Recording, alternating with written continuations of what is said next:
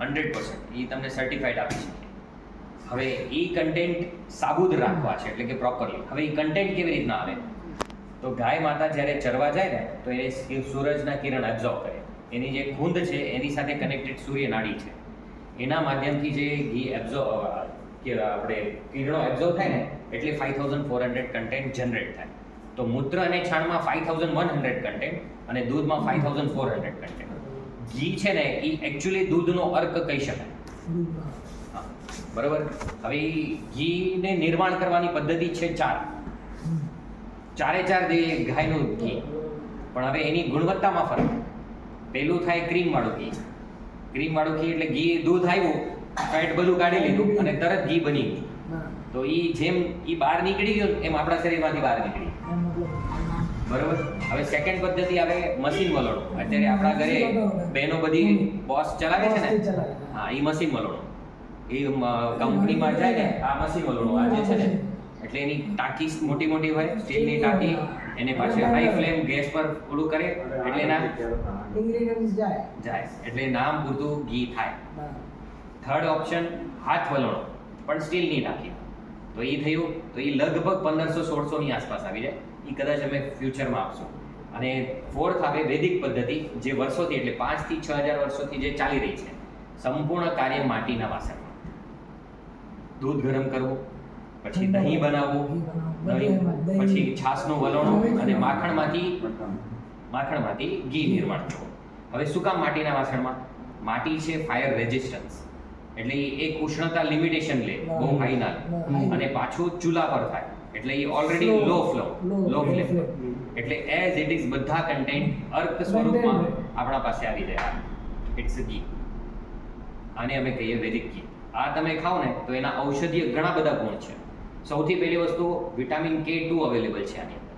Vitamin K2 નો role શું છે? આપણે જે ખોરાક ખાઈએ છીએ ને એમાં કેલ્શિયમના જે કન્ટેન્ટ છે ને ઇઝીલી ડાયજેસ્ટ કરી દે. કેન્સરથી લડવાની જબરદસ્ત તાકાત. પછી ઘૂંટણના પ્રોબ્લેમ સોલ્વ. આપણા ઝીણા છીએ તો જાડા થઈ શકશું, અને જાડા છીએ તો ઝીણા થશું. આ ઘી.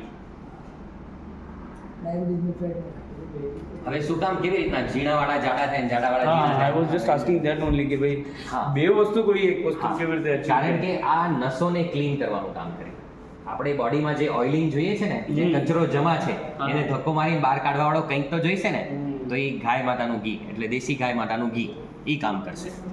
અચ્છા, જે આર્ટરીઝ આપણે કહીએ છીએ જે બ્લોક થવાનું કારણ છે, એ અલ્ટિમેટલી શું છે કે રોજ ખાવાથી થોડું જમા થાય. હવે થોડું શું છે, આપણે જે કોટ કચરો ખાઈએ છીએ, ફોર એક્ઝામ્પલ પાઉં, બિસ્કિટ, બધા મેંદાથી બનાવેલા, બધા આપણે ખાતા એક કરીને બ્લોક છે. આપણે કેમ 90% બ્લોકેજ છે, 80% બ્લોકેજ છે, 4 મિલીમાં બ્લોકેજ છે, બ્લોક કાઢીને એ તમારું ધીરે જમા થાય. એક જગ્યા ઉપર લોડ થતા પ્રવાહી સ્વરૂપમાં લોડ થાય, પછી ધીરે ડાર્ક થતું જાય ને એ ઘાટું બની જાય.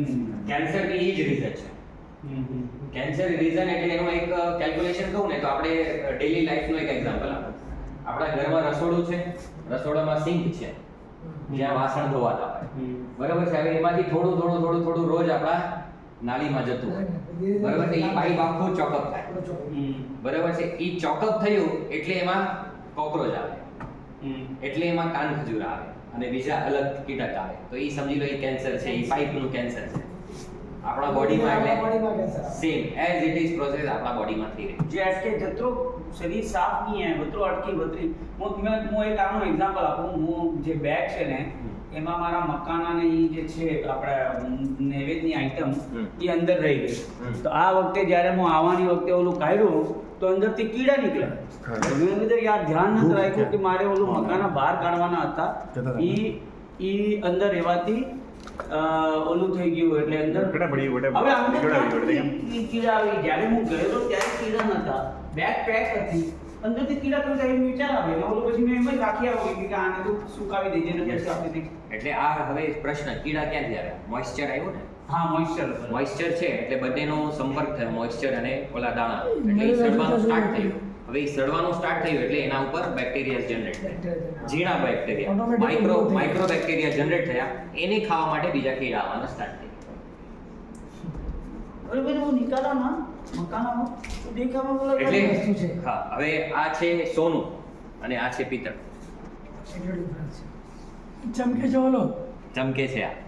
અરે ભાઈ પણ મારા સોનું આ છે. ઘી લીધું આ ટાઈપનું છે આ ટાઈપનું ઘી આવ્યું છે બરાબર છે, આટલું ફરક આ છે. 2500 ને આ 1100. 1100. वो तो ऐसा भी नहीं हुआ આનો ભાઈ તમે ડિસ્કાઉન્ટ કરો ધીરે ધીરે ના માર્કેટમાં ના, એટલે હવે એક મિનિટ, હવે આપણે કેલ્ક્યુલેશન કરીએ. ડિસ્કાઉન્ટની વાત આવી ને, હવે કેલ્ક્યુલેશન કરીએ. કેટલા લીટર દૂધ કીધું મેં હમણાં?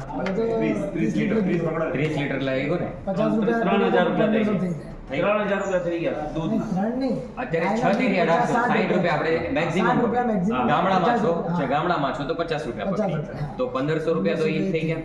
હવે માટીના વાસણ છે, એમાં લેબર વધારે લાગશે, એનો પગાર ટાઈમ પણ લાગે અને લાગશે. પ્રોડક્શન પણ સ્લો થાય. બરોબર છે. હવે આપણે આ અમે આપશું કાચની બરણીમાં, તો જાય થઈ સીધો ત્યાં થઈ ગયું.